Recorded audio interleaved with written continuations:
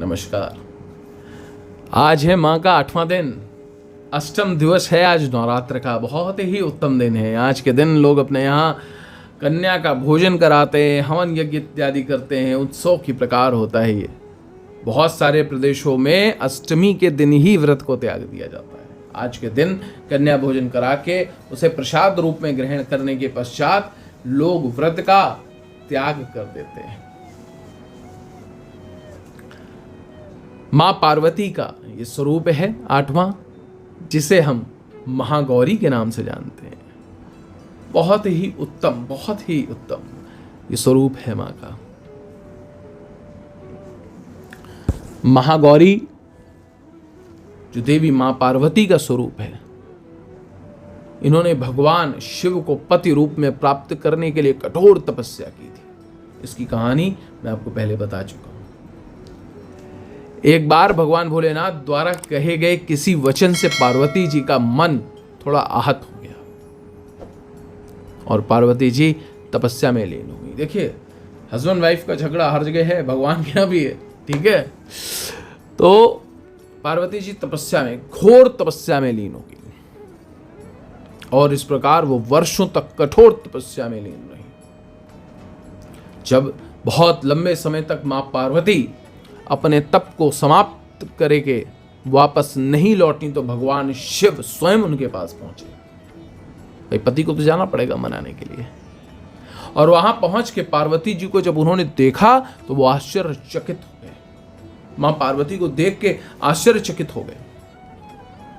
कहते हैं उनकी जो छटा थी वो हजारों चंद्रमा की तरह, हजारों चंद्रमा की भांति चमक रही थी। ऐसा लगता था एक साथ कई हजार चंद्रमा पूर्णिमा की भांति निकल आए। उनके इस रूप को देख करके भगवान शिव आश्चर्यचकित हो गए। मां ने इतना तप कर लिया था, इतनी ऊर्जा उनके अंदर आ गई थी कि वो हजारों पूर्णिमा के चंद्रमा की भांति चमकने लगी थी।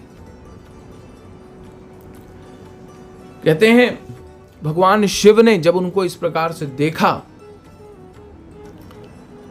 तब वो उनकी इस तपस्या से और इनके स्वरूप से अत्यधिक जो है प्रसन्न हो गए और उनका नाम महागौरी रख दिया। पहले माता क्या थी? गौरी थी। पहले मां क्या थी? मां गौरी थी। लेकिन यहां क्या हो गई? महागौरी हो गई। कहते हैं यदि आप महागौरी को प्रसन्न करना चाहते हैं तो उन्हें आभूषणों का जो है भेंट कीजिए, आभूषण भेंट कीजिए उन्हें, वो बहुत प्रसन्न होती हैं।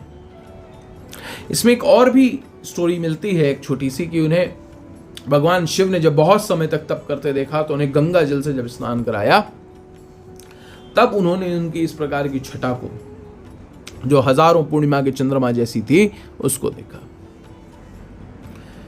कहते हैं माता अमोघ फलदायिनी है और कहते हैं इनकी पूजा करने से भक्तों के तमाम पुराने कर्म पाप धुल जाते हैं, सब नष्ट हो जाते हैं। कहते हैं महागौरी अपने भक्तों के लिए अन्नपूर्णा के स्वरूप है। यानी मां गौरी का यदि आप पूजन करेंगे तो आपके जीवन में जो भौतिक सुख है उनकी कभी कमी नहीं होगी। कहते हैं महागौरी जो माता है ये धन, वैभव, सुख, शांति की अधिष्ठात्री देवी हैं। तो आप महागौरी का पूजन करेंगे तो आपको धन, वैभव, सुख, शांति सब प्राप्त हो जाएगी। मां महागौरी को नारियल बहुत पसंद है। मां महागौरी को नारियल प्रदान कीजिए, नारियल से बनी मिष्ठान प्रदान कीजिए, नारियल की बलि दीजिए।